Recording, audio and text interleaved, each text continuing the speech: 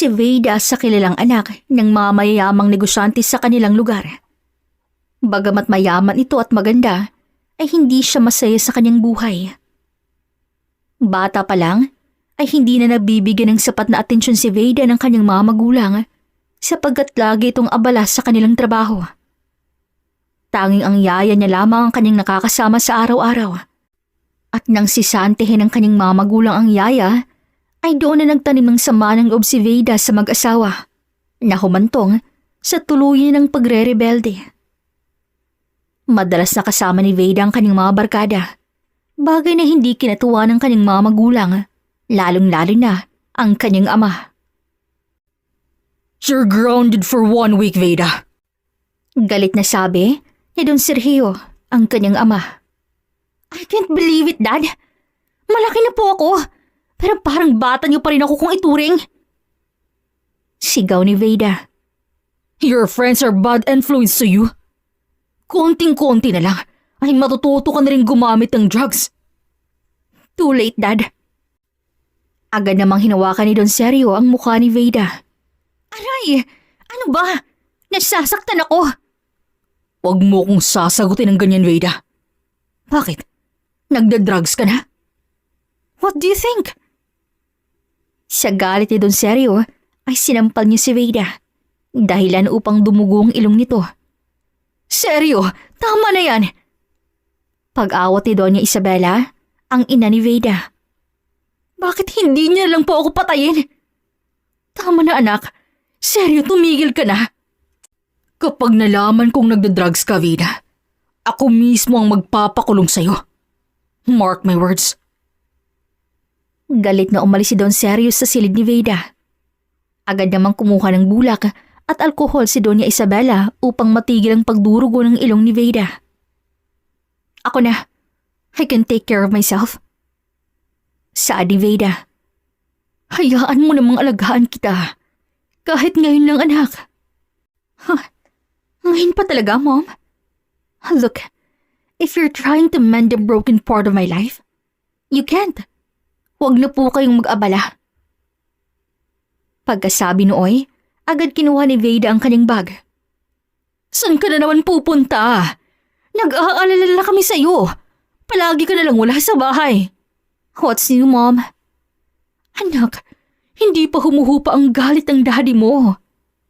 Wala akong balak hintayin kung kailan huhupa ang galit ni Dad.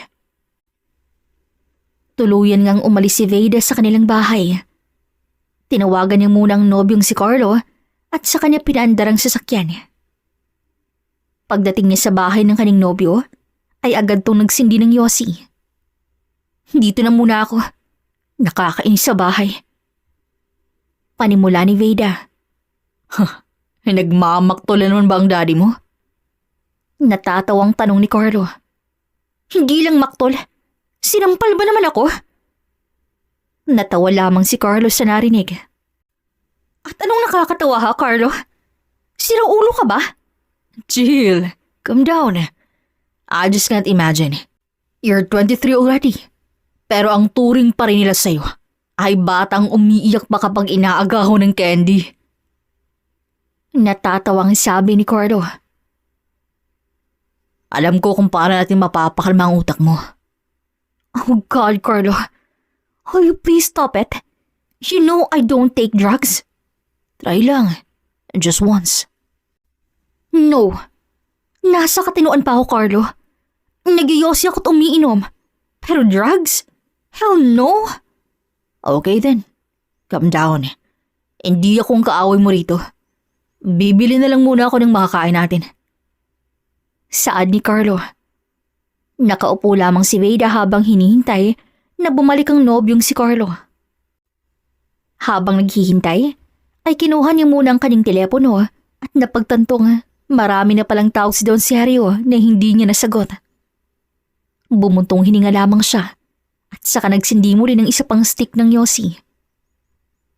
Maya-maya, nakabalik na si Carlo at may dala tong mga pagkain. Kakain lang ako. And after that, uuwi na ako sa bahay. Sabi ni Veda.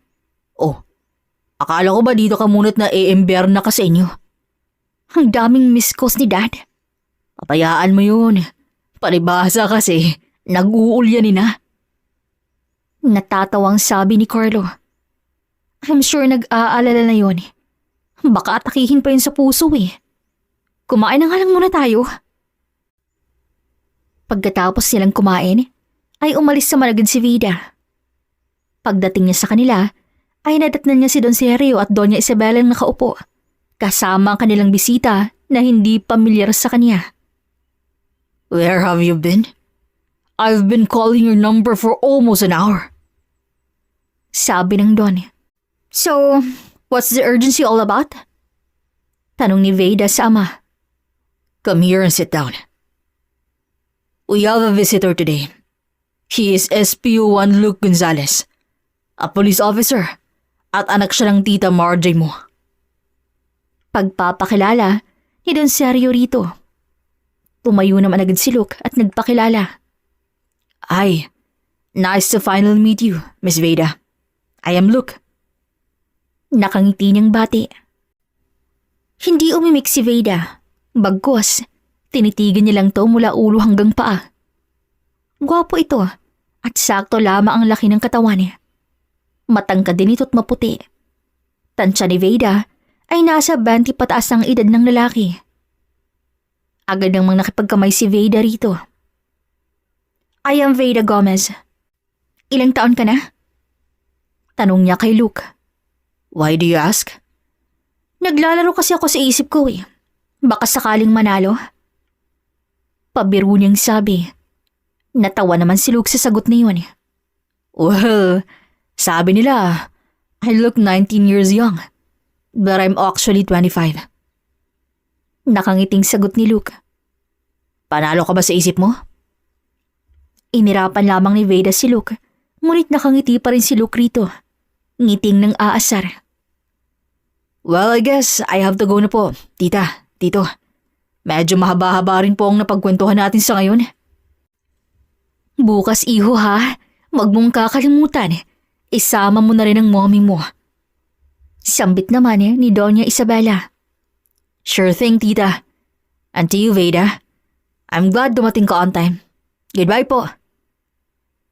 Nang tuloy nang makaalis si Luke, ay aakit na sana si Veda patungo sa kaning silid, ngunit hinawakan ni Don Sergio ang kanyang braso. Starting tomorrow, you can't use the car at bawal ka ring lumabas ng bahay. Do I make myself clear, Veda? Tumingin lamang si Veda at hindi nagsalita. Binitaw naman agad ni Don Sergio ang braso ng anak. Hindi ko na alam ang nangyayari sa buhay ng anak natin, Sergio. Malungkot na sa ni Doña Isabela. Magbabago rin yan once we made our big announcement tomorrow. Kasalukuyang nasa kaning silid si Veda. Isang linggo na naman siyang hindi makakalabas ng bahay. Hindi na bago sa kanya to, dahil halos buwan-buwan na lang ay ganito ang ganap sa kanyang buhay. Kinabukasan, nagising si Veda sa tunog ng bell na dala ng kanilang kasambahay. Hudyat yun na nakhanda ng pagkain sa mesa at oras na para mag-almusal. Hindi bumangon si Veda. Ayaw niya kasing sumabay kumain sa kanyang daddy at mommy. Niwala pang isang beses na nagkasabay silang tatlo. Kaya kahit gutom na siya sa mga oras na yon, ay titiisin niya muna hanggang matapos silang kumain. Naligo muna siya at nagbihis. Mamaya na lang siya mamimili ng isusuot para sa tanghalian dahil may bisitang darating. Kailangan niya pa rin maging maganda at presentable sa harap ng mga to. Bumaba na si Vida at dumiretso sa kusina. Hindi niya alam na nandun pa pala si Don Sergio na mukhang hinihintay talagang bumaba siya galing sa kaning silid. It's already 9. Bilib naman ako sa tiyan mo. Panimula ng ama. Babalik na lang ako mamaya once you're done. No need. Tapos na akong kumain. Kumain ka na rito at may bisita tayong darating. Hindi ka pwedeng malate mamaya sa tanghalian sapagkat sabay-sabay tayong kakain. Hindi na nagsalita si Veda. Alam naman niyang wala siyang magagawa at ayaw niya ring ipahiya ang mga magulang sa harap ng mga bisita kahit pa ayaw na ayaw niyang magkasabay na kumain sapagkat hindi siya nagiging komportable. Nasanay na kasing mag-isa kumain si Veda, bata pa lamang ito. Pagkatapos kumain, ay pumasok na naman ang kanyang silid si Veda. Ayun na munang magiging view niya sa bahay, kusina at ang kanyang silid. 11:00 na at may naririnig na siyang ingay sa baba. Malamang dumating na ang kanilang bisita. Tumayo naman agad si Veda. Namili ng damit na isusuot at saka nag-makeup. Nang handa na ibababa na ito patungong kusina. Nakasuot siya ng yellow dress, black heels at naka-ponytail ang kanyang mahabang buhok. Oh, si Veda na ba ito? Nakangiting sabi ni Margie, ang ina ni Luke. Hello po, tita. It's been a long time na po. Oo nga, ihay. Huling kita ko sa'yo. Batang-bata ka pa, tumutulo pa ang sipon mo. Nagtatawang sabi ni Margie. Oh, stop embarrassing me, tita. Mahinang sabi ni Veda. Ano yun, iha? Ay, wala po. Let's eat na po. Nagtungo naman agad sila sa kusina upang sabay-sabay ng kumain. Tahimik muna silang kumain. Bawal silang magsalita hanggat hindi pa oras para sa dessert. Nang matapos na silang kumain at na-serve na rin ang dessert, ay sinimula naman agad ni Margie ang usapan. Look at my son and your daughter, Mare. Bagay na bagay talaga sila. Napaubo naman si Veda sa narinig. Binigyan naman siya ng tubig ni Luke. Are you alright? Mahinang tanong ni Luke kay Veda. Just stay still. Dagdag pa nito. Anyway, we are all gathered here this afternoon because we have a big announcement to make. Sabi naman ni Don Sergio. Napagkasunduan ng pamilya namin at pamilya ni Margie na ipakasal ang aming mga anak. Since our families are business partners, this partnership would be better if magpapakasal kayo, Veda and Luke. Dagdag pa nito. Kalmado lamang si Luke habang si Veda ay hindi na mapakali. Oo nga, at saka bagay naman kayong mga anak. You both are perfect for each other. Nakangiting sabi ni Margie. Dad. Yes, Veda? What is this all about? Ipapakasal mo ako sa taong hindi ko kilala? Kilala mo siya. Siya si Luke at anak siya ng tita Margie mo. That's not what I meant. Dad naman, do you really think this will work? At ikaw lalaki, alam mo sigurong lahat ng tono, kaya hindi ka nagre-react dyan. Ang totoo, alam kong ipapakasal ako, pero hindi ko alam na sa'yo. Mahinahong sagot ni Luke. Anong problema kay Luke? Well-groomed, may matinong trabaho, at galing sa pamilyang kilala natin. Sambit ni Don Sergio. Kilala niyo lang na hindi ko nga kilala tong lalaking to eh. At nakita ko lang din siya kahapon. At hindi kayo magde-decide kung sinong papaksalan ko. Mom! Tama ang daddy mo, anak. May tiwala kami kay Luke. Panatag kami kung siya ang mapapangasawa mo. Sagot ni Doña Isabela. May boyfriend ako, Dad. Then break up with him. Ayoko rin siya para sa'yo. Dahil hindi ka nga niya napatigil sa pagbibisyo mo eh. Dahil gawain niya rin. I don't want him for you. Ay, this is bullshit. Umalis agad si Veda sa pagkainan. Sinundan naman agad siya ni Don Sergio. Veda, bumalik ka roon. Huwag kang bastos. I can't believe you, Dad. Simula bata ako, wala kayong pakialam sa akin. Tapos ngayon basta-basta niyo lang ako ipapatali sa taong hindi ko naman kilala? Eh yung pinagmamalaki mong boyfriend, kilala mo ba? Ilang taon na ba kayo niyang lalaking yan? Ni isang beses hindi man lang siya pumunta rito para makilala kami. Ikaw, pinakilala ka ba niya sa mga magulang niya? Kung seryoso siya sa'yo, nagawa niya na yun. Pero hindi. Napatahimik lamang si Veda. Ngayon hindi ka makapagsalita dahil totoong sinasabi ko. Kung concerned siya sa'yo, Pinatigil ka niya na sa bisyo mo. Pero hindi, di ba? Bagkus dinidiin ka pa niya. I know you're smart, Vida. Baka nga hindi pag-ibig ang nararamdaman mo sa nobyo mo eh. Baka sa sobrang pangungulila mo lang yan sa atensyon na hindi namin naibigay. Sa kanya mo nakuha. Now think. Pag-isipan mo mabuti ang mga sinasabi ko sa'yo. Umalis naman agad si Don Sergio at bumalik sa kusina. Tuloy namang hindi nakapagsalita si Vida. Napaisip siya sa sinabi ng kanyang ama. Baka nga nangungulila lamang siya sa atensyon. Nasa labas lamang siya at nakaupo habang nagsisindi ng yosi. Bigla namang dumating si Luke at kinuha ang yosi sa kanya. What the? Hindi nga ako naninigarilyo na lalaki ako eh. Ikaw pa kaya? Kababae mong tao? Ano bang pakialam mo sa buhay ko? Hindi kita kilala. Nasa loob pa sila. Discussing something. Porsigirong-porsigiro talaga silang ipakasal tayong dalawa. Hindi ako papayag. Bakit? Katanggi-tanggi ba talaga ako? Nakangiting saad ni Luke. Oo, dahil hindi kita kilala. Then, simple lang naman yun eh. Kilalanin natin ang isa't isa. Napatingin si Vida kay Luke, ngunit seryosong nakatingin si Luke sa labas. Ha? Nababaliw ka ba? Papayag kang magpakasal sa akin? Hindi mo nga rin ako kilala eh. Hindi natin kilala ang isa't isa. Paano ito mag-work kung hindi naman din natin mahal ang isa't isa? Mag-isip ka nga. Ngumiti lamang si Luke. Isang minutong katahimikan ang bumalot sa paligid. Ganito na lang. Magkasundo tayo. Kumbinsihin natin silang wag nang ituloy. Hindi ko talaga kayang makasal sa taong hindi ko mahal. Bakit? Ano bang definasyon mo ng pagmamahal, Vida? Kasi ako, ginagawa ko ang lahat ng to para kay Mama.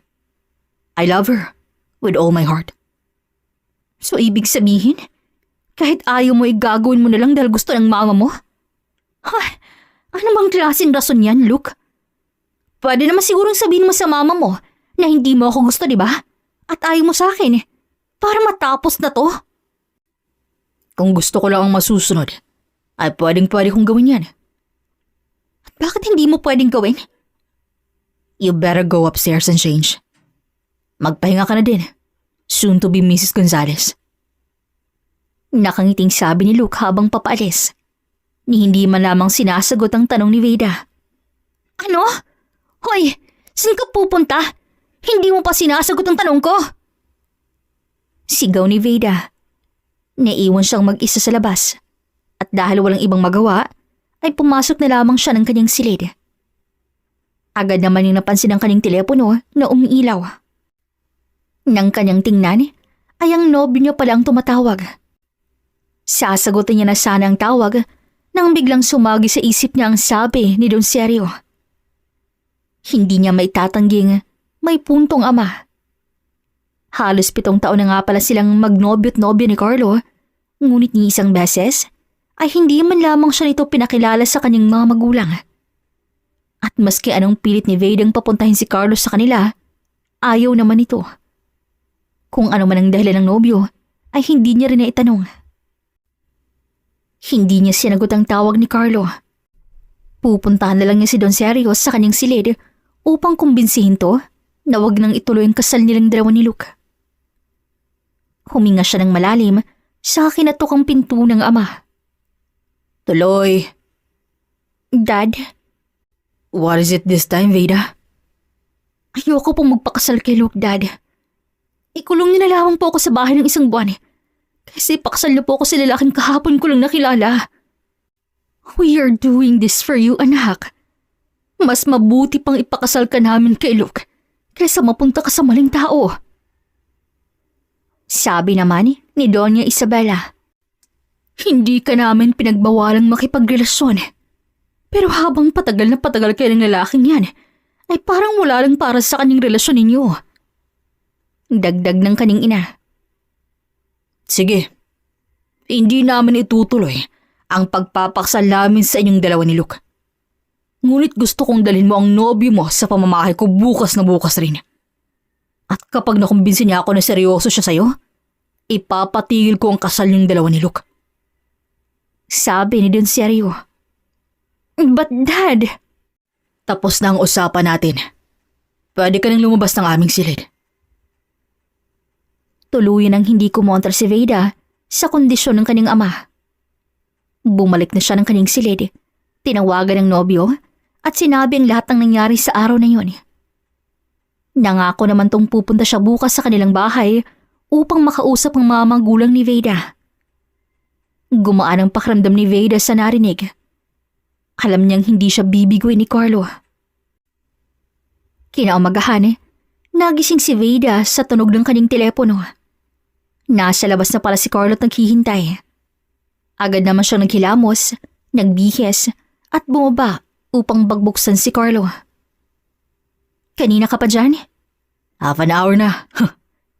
Natatawang sabi ni Carlo. Carlo, amoy alak ka. Ano ka ba? Halika na nga sa loob at naghihintay na sina Daddy. Pumasok na sila sa bahay at agad nagtungo sa kusina. Nandun ang mga magulang ni Veda na nag-aagahan. Nabigla naman si Don Sergio at Doña Isabela sa nakita. You seem very early, iho. Nagpaalam ka ba muna sa iyong mga magulang? Panimula ni Don Sergio. I am leaving in my own, tito. Sagot naman ni Carlo. Good morning ka. Bulong ni Veda sa nobyo, ngunit hindi niya ito pinapakinggan. Bakit naman? Ulila ka na bang lubos? Pinalayas po nila ako when they found out that... Hindi na pinatapos si Veda si Carlo magsalita dahil alam niyang ikakapahamak nila ang sasabihin ng nobyo. Pinalayas po siya nung nalaman nilang bumagsak po si Carlo sa isang subject back then. Sabat ni Veda. Let him talk on his own, Veda. Kaya ako nga siya pinapunta rito, di ba? By the way, iho. Siguro nakuwento na ni Veda ang balak namin para sa kanya. Hindi naman ako kumukontra sa pagmamahal ninyo. Pero sa napapansin ko, wala kang magandang maidudulot sa anak ko. Hindi na kayo mga bata. Ano bang mga plano niyo sa buhay? May plano ka bang pakasalan ng anak ko? Yes, of course, tito. I have planned of marrying Veda. But, hindi pa po ngayon kasi magiging complicated lang po ang lahat. So, kailan mo balak pakasalan ng anak ko? I am not sure, tito. Maybe when things get better? Natatawang sabi ni Carlo. So, hindi ka man lamang sigurado sa mga desisyon mo sa buhay? We are done here. Veda, pauwiin mo na yung bisita mo. Nagtungo naman agad si Veda sa labas upang ihatid ang nobyo. Tahimik lamang si Veda. Nakakasiguro siya na sa mga naging sagot ni Carlo ay hindi na kumbinsi ang ama. Hindi ka pala sigurado sa akin. At sino namang may sabi sa'yo? Hindi tayo magtatagal ng ganito kung hindi ako sigurado. It's just that it will only complicate things. At anong mga bagay makakapagkomplikado? Will you please stop thinking negative things, okay? Sige na, alis na ako. Ganun na lang yun? Ikakasal ako sa taong hindi ko kilala, Carlo. Parang hindi ka naman apektado eh. Kung ayaw mong magpakasal, edi huwag kang magpakasal.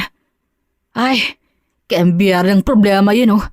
Dinadamay niyo pa ako. Sige na, tatawag na lang ako mamaya. Napaiyak na lamang si Veda. Alam niyang wala na siyang kawala. Paakyat na siya ng kanyang silid nang nagsalita ang kanyang ama. Hiwalayan mo ng lalaking yun. At talagang may lakas ang loob pa siyang pumunta rito na nakainom? Walang modo. Hindi na lamang nagsalita si Veda. Nagpatuloy lamang to patungo sa kanyang silid. Hindi siya kumain ng araw na yon. Sa isip-isip niya kung silang dalawa ni Luke ang kukumbinsi sa kani-kanilang mga magulang, ay baka tuloy na ngang matapos ang kahibangang ito.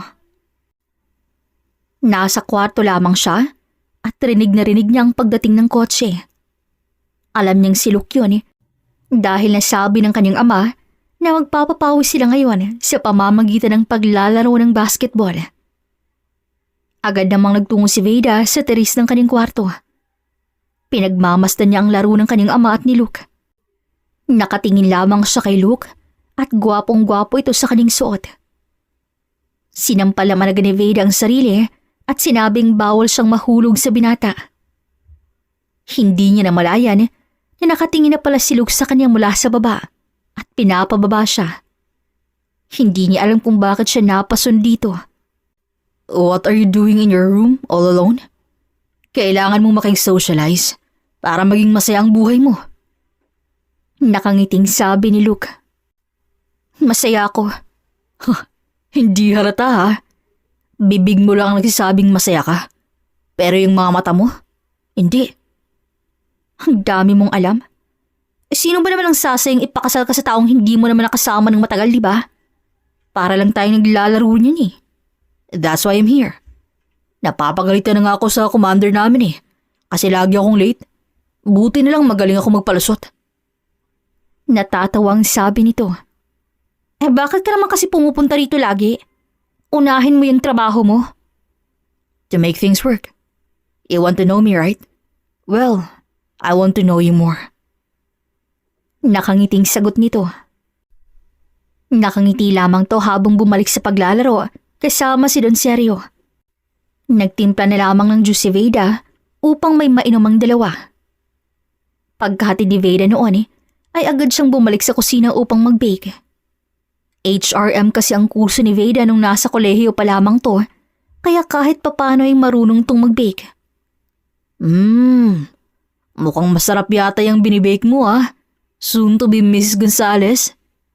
I don't like your surname. Pagtataray ni Veda rito. Wala kang choice. It will be included in your name very soon. Tumigil ka nga.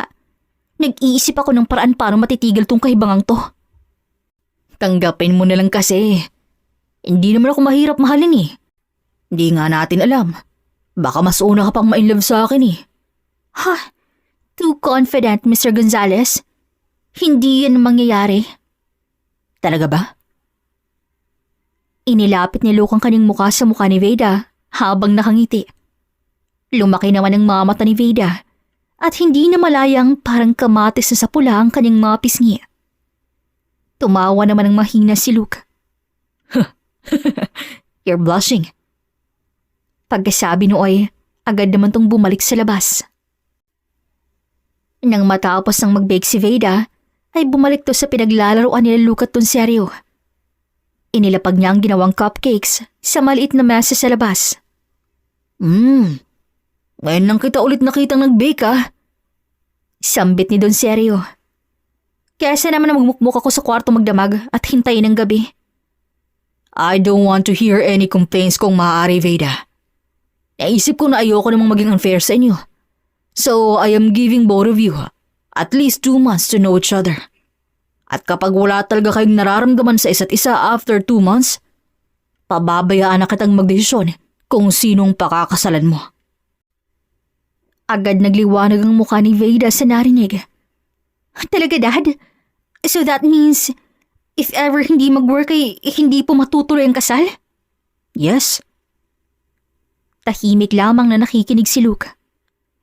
Alam natin na hindi kayo magkakakinanlan kung magkalayo kayo sa isa't isa.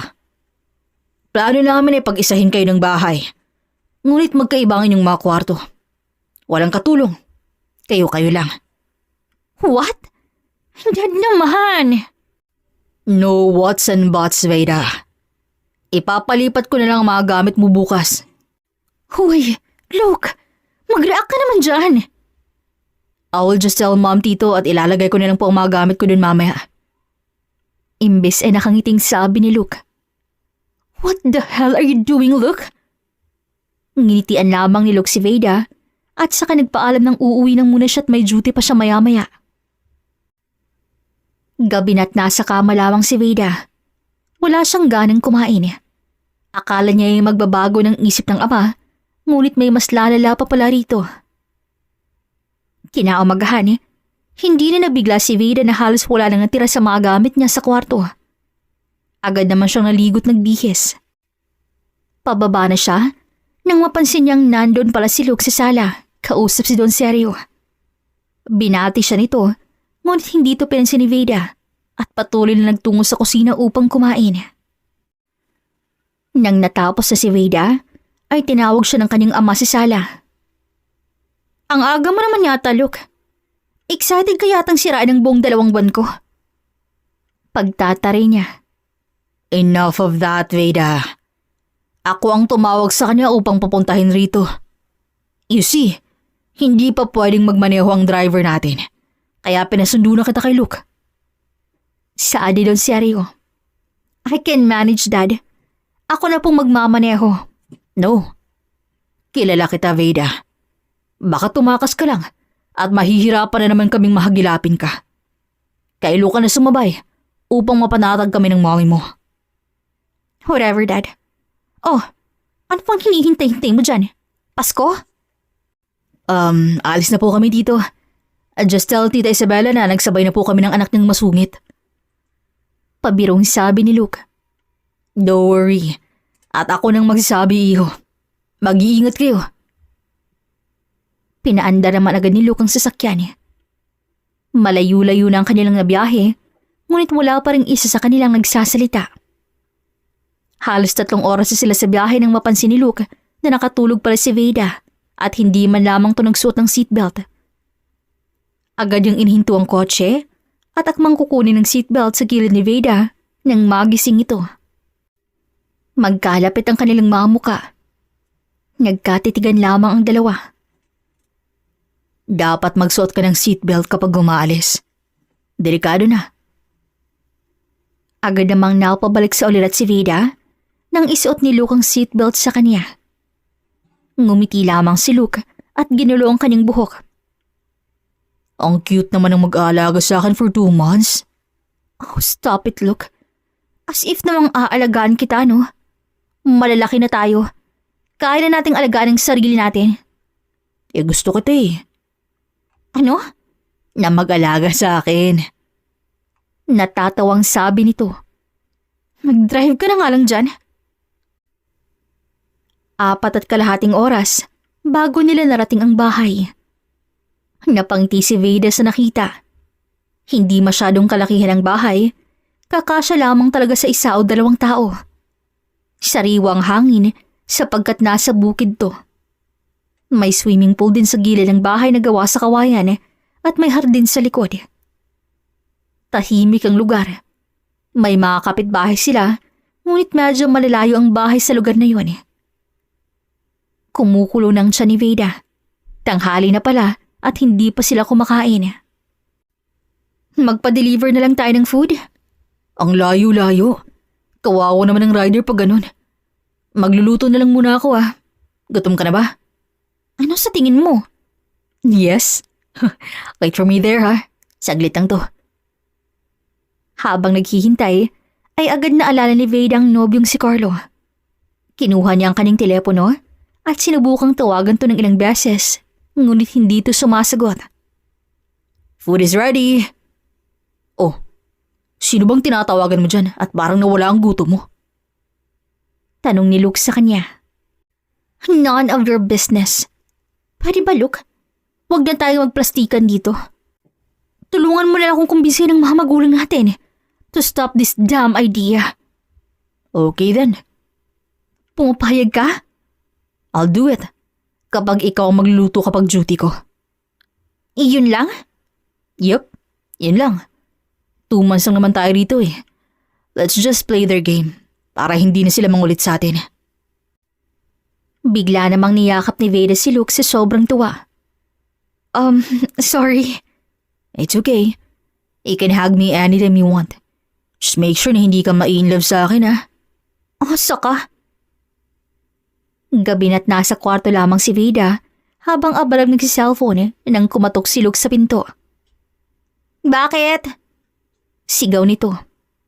Nagluto ako ng popcorn. May new movie din sa Netflix. Gusto mong manood? Mabilis namang tumayo si Veda at nagtungo ng sala. Habang nanunood ang palabas, ay hindi na napigilan ni Veda ang kanyang antok at hindi na namalayang nasa balikat na ni Luke ang kanyang ulo. Nagising siya ng hipa ni Luke ang kanyang tenga. Agad naman siyang kumawala nang mapagtanto niyang nasa balikat pala siya ni Luke nakatulog.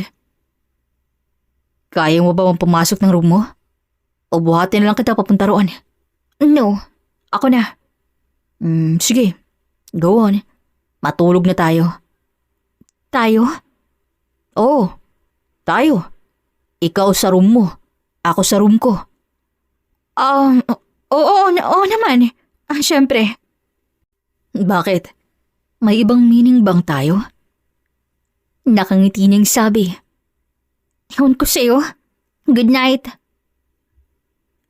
Kinaumagahan ay maagang gumising si Veda upang magluto. Maaga kasing pumapasok sa trabaho si Luke kaya kailangan niya itong ipagluto dahil ito ang kasunduan nila. Napagpasahan niyang maliligo na muna siya bago magluto. Papasok na siya ng banyo nang makita niya si Luke sa loob at naliligo. Bigla siyang nakapasigaw. Nabigla naman si Luke at agad na kinuhang tuwalya at tinakip sa kanyang katawan. Lumabas naman agad si Veda sa banyo. Nasa kusina si Veda at tapos nang magluto. Dumating naman agad si Luke at naupo. Hindi ka pa kakain?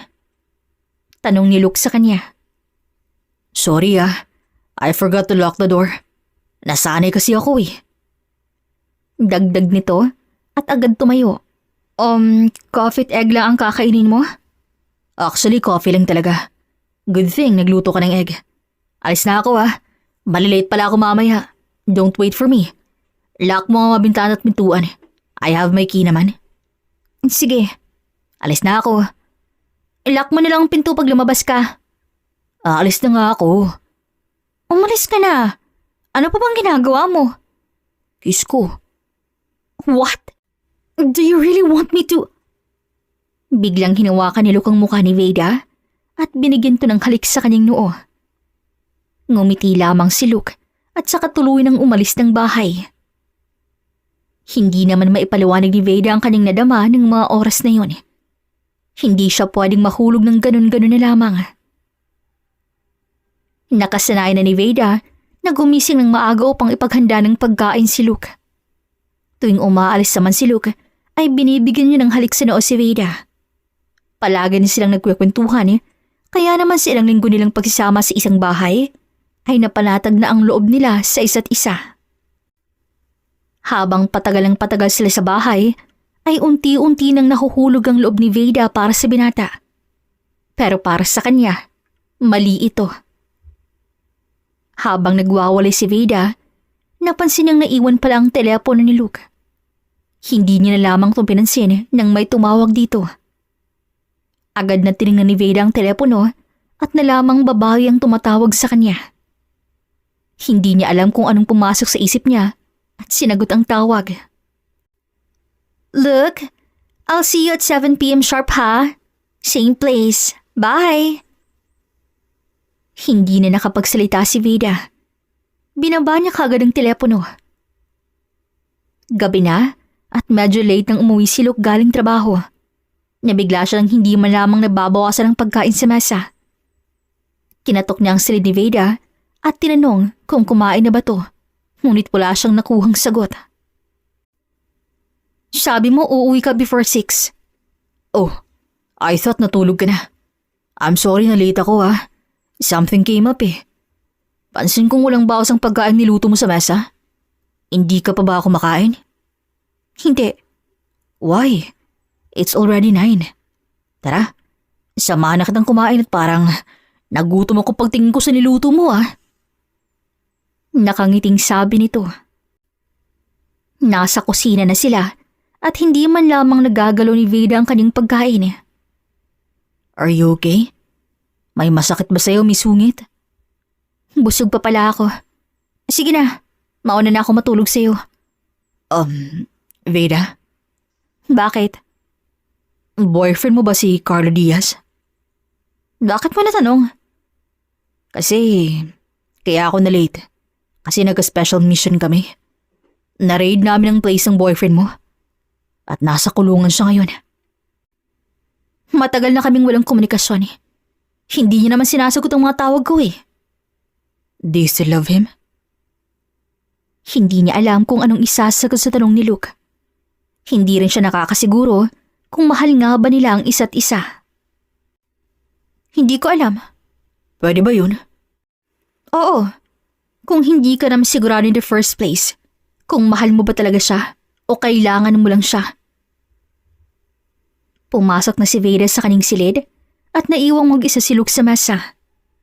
Niligpit niya na lamang mga pagkain at saka pumasok na rin sa kaning silid.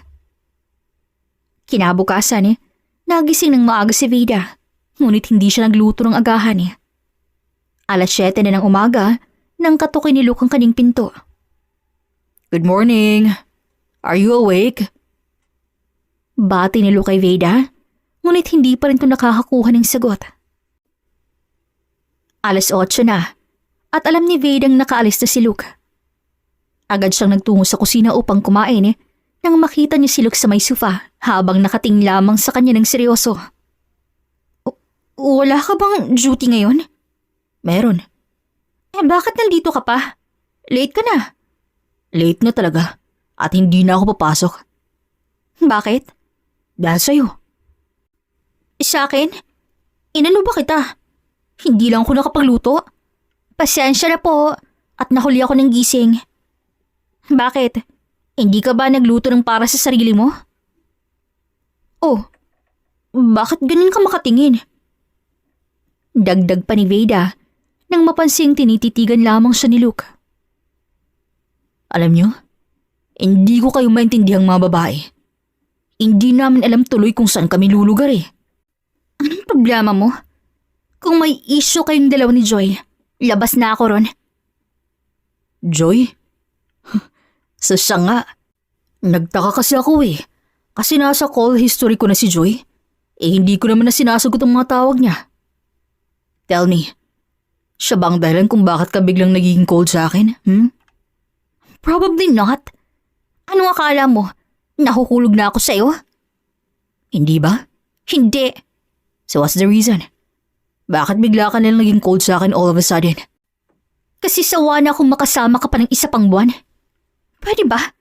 Itigil na lang natin to at umuwi na tayo sa kanya-kanyang mga bahay natin. Kasi ayoko nang makipagplastikan sa'yo araw-araw. Hindi ako naniniwala. Last week okay na okay pa tayo. Tapos bigla-bigla ganyan ka. Sabihin mo sa akin ang totoong rason. Kasi naaapektuhan na ako. Pati trabaho ko nadadamay. Bakit ka naman maaapektuhan? Kasi parang mahal na kita. Hindi nga parang eh. Mahal na nga talaga kita. I can't deny it anymore. Grabe naman, Veda. Kung ano man ang rason mo na hindi ko maintindihan, sabihin mo pa rin at pili kong iintindihin. Mahirap ba yung ibigay? Hindi ko naman hinihingi na mahalin mo ako pabalik. At least man lang magsabi ka. Hindi yung parang tanga ko rito naghihintay na kakausapin mo. Nakaraan mo si Joy, Luke. Hindi lang nakaraan. Muntikan mo pang maging fiancé. Isa lang ang ibig sabihin nun. Minahal mo siya ng higit pa sa buhay mo. Sabihin mo rin sa akin, kung ikaw nasa katayuan ko ngayon, anong mararamdaman mo, ha? Naiiyak na sabi ni Veda. So nagsiselos ka nga? Pinagseselosan mo ang babaeng matagal ko nang binor sa buhay ko? Veda naman. Teka, nagseselos ka? Ibig sabihin, parehas tayo ng nararamdaman? Mahal mo na rin ako? Hindi. Mali ito. Paano naging mali, Veda? May boyfriend ako. Hindi yun ang sagot na gusto kong marinig. Hindi sa lahat ng oras. Gusto mo ang masusunod.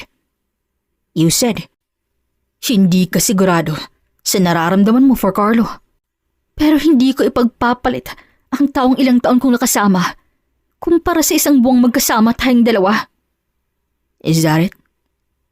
Veda, love isn't all about how long you've been together. It's all about the feelings. For once in your life, please know that it's okay to be real.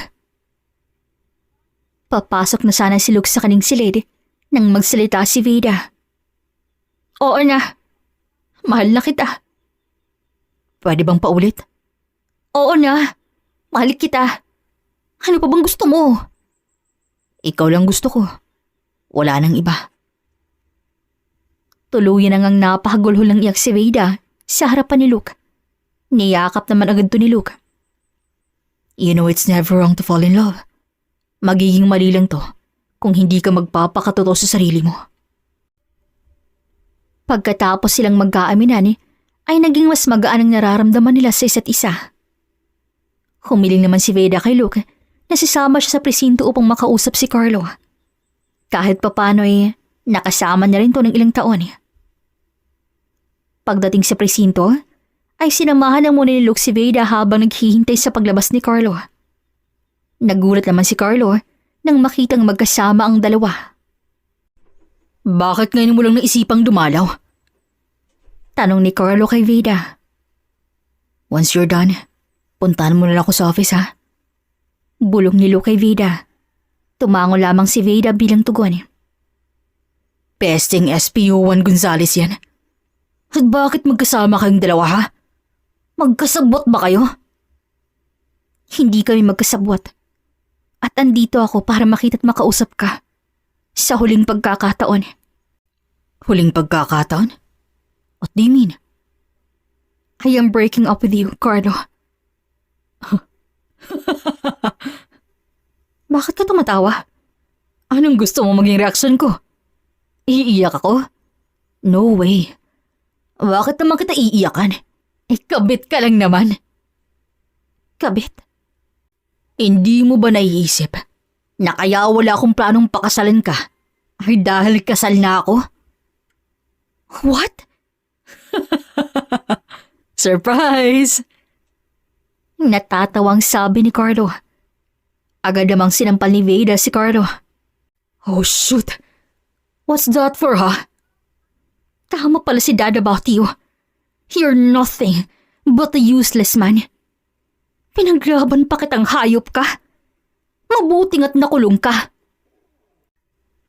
Umalis naman agad si Veda at nagtungo sa office ni Luke nang nadatnan niyang may kahalikan tong babae.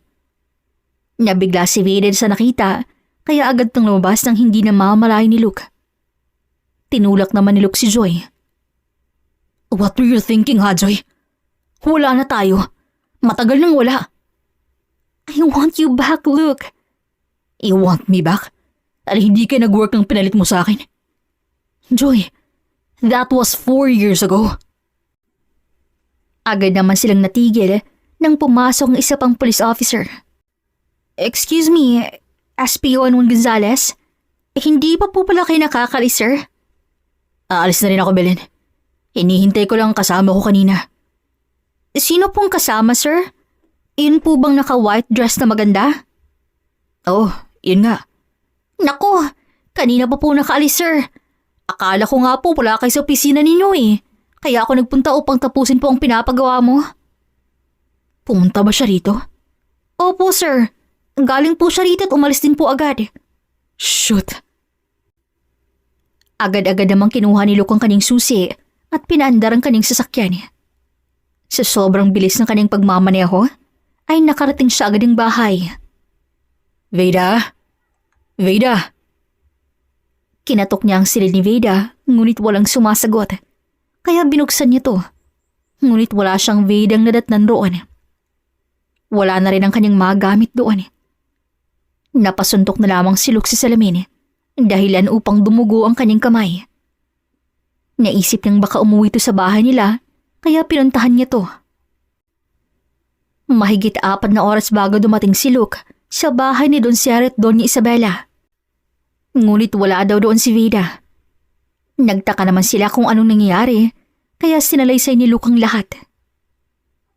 Galit na galit naman si Don Sergio at baka mapahamak si Veda. Humingi na lamang ng tawad si Luke dito at pinapangakong hahanapin si Veda. Pilit niya itong tinatawagan, ngunit hindi nito sinasagot ang kanyang mga tawag. Halos mapudpud na ang mga daliri ni Luke sa kakatawag, ngunit pinapatayin lamang siya nito. Hindi na malaman ni Luke ang gagawin kaya sinubukan niyang hanapin si Veda sa pamamagitan ng pag-track sa telepono nito. At napagtagumpay naman niya iyon. Nasa malapit lang palang hotel si Veda na mamalagi kaya pinuntahan niya ito kaagad. Gabi na nang dumating si Luke sa hotel.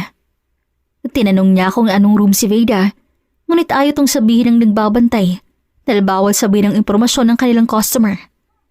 Pinakita naman agad ni Luke ang kanyang police ID. I am SPO1 Luke Gonzales at iniimbestigahan ko ang babaeng yun. Ngayon kung ayaw niyong madamay, give me her room number. Sa takot ay wala na itong nagawa kundi ang sabihin kung anong room si Veda. Kumatok si Luke sa pintuan ng room ni Veda. Nakatatlong katok pa to bago tuluyang buksan ang pinto. Veda, let me explain.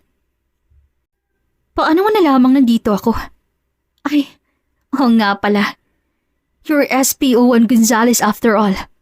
Magaling sa hanapan, magaling magpa-fall, at magaling magpaikot ng tao.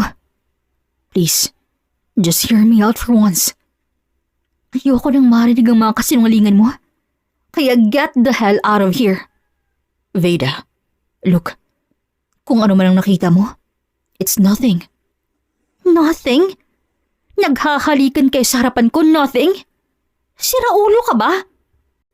Papasukin mo muna ako please, at nakakaya rito sa labas. Rinig na rinig tayo. Nahihiya ka sa kanila, pero sa akin hindi. Ano lang ba ako sa iyo, Luke? Ano bang naging kasalanan ko sa inyo? At bakit mo ko niloloko? Napahagulhol na ng iyak si Veda. Niyakap naman siya ni Luke. Hindi ko alam na nandun si Joy sa opisina ko. Believe me, that kiss, siya lang nagkusa nun. I tried to push her. Umalis ka sa harap ko. Veda, please.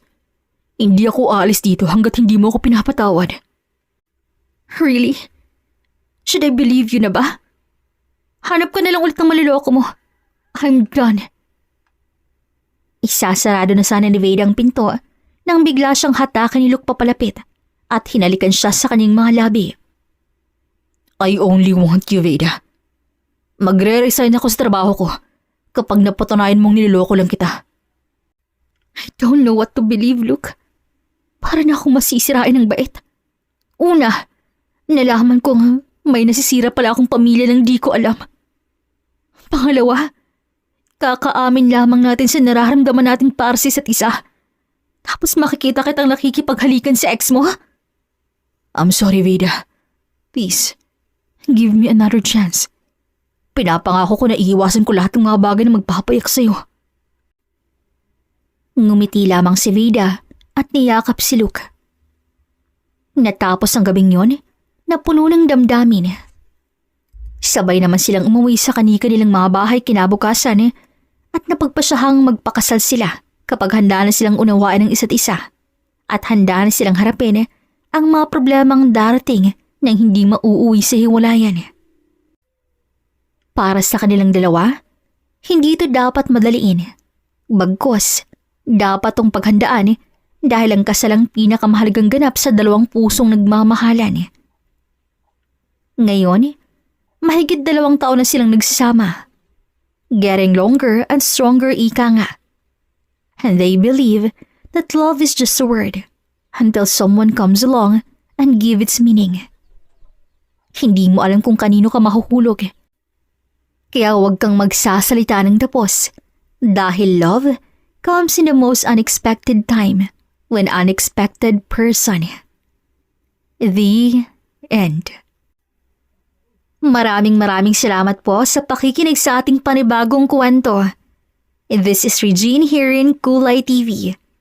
Daghang salamat and amping. Hello mga kakulay! Maraming salamat po sa pakikinig here sa Kulay TV. Once again, this is Ethel McManaman, Kulay TV creator and writer. Okay, mag-shout out tayo sa mga listeners na nag-comment. Alright, shout out to Jaylene Barubaro from Hong Kong. Hello po, maraming salamat sa pakikinig here sa Kulay TV. And shout out to Juliet Kalukag from California. Hello po, kumusta dyan sa California? Also, shout out to Florinda Ferret from Modena, Italy. Wow, kumusta po dyan sa Italy? Maraming salamat po. And another shout out to Alfonsa Atienza from Antipolo City. Hello, kumusta po dyan sa Antipolo City? Also, shout out to Agnes Suganob. Hello po. Thank you po. I'm glad na nag-enjoy kayo sa pakikinig ng story here sa Kulay TV. Also, thank you to Nancy Pedroso and to Elvera Beringwinger. Thank you po sa mga pa-hearts. Also, shout out to Erlinda Abinuha. Maraming salamat po sa maraming hearts. At natawa ako sa comment mo na you said, sarap naman magmahal ni boss. Sana all. Love you, boss. Oo nga, no? Ang sarap talaga magmahal ni boss. Ay, nako. Also, shout out to Edna Ponce de Leon. Thank you so much po for giving me an A10 grade. Wow! Maraming salamat. As always, thank you to Fe Lorica and Fe Navarez. Maraming salamat po for the love and support here sa Kulay TV.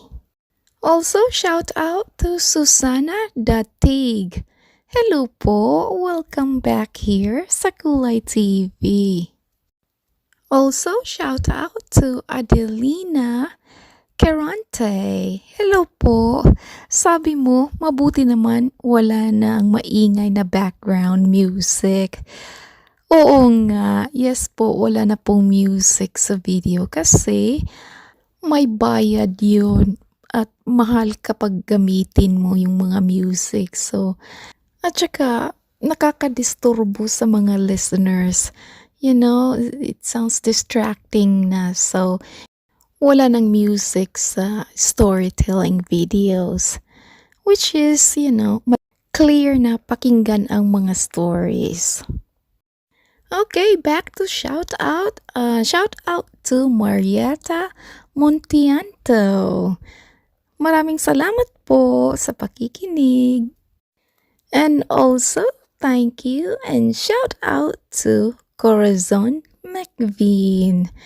Maraming salamat po talaga sa mga magagandang comment mo. Natawa ako sa last comment mo na sabi mo, nakakagiliw at tuloy napuputol lagi trabaho ng mga seniors. Ay naku, maputol talaga ang trabaho kapag love story na ang pakinggan. Especially kapag kilig. OMG. So, kaway-kaway ako dyan sa Davao de Oro. Also, shout out to Mending. Hello po. Maraming salamat po. Also, shout out to Nelsa Garcia and Arlene Campo. Maraming salamat po. Oh, by the way, kung na-curious kayo sa video background natin na napakaganda ng lugar, sa Bohol, Philippines ito. We went for a vacation last year and we stayed at Mithi Spa and Beach Resort. Yeah, ang pangalan ng beach resort na to is Mithi. I'm not sure if I pronounce it right, but Mithi or Mithi. Ang ganda. Ay naku, napakagandang resort talaga. Okay mga kakulay, Once again, this is Ethel McManaman saying, bawat buhay ay may kulay. Thank you and take care. Dagan kayong salamat. See you sa next story.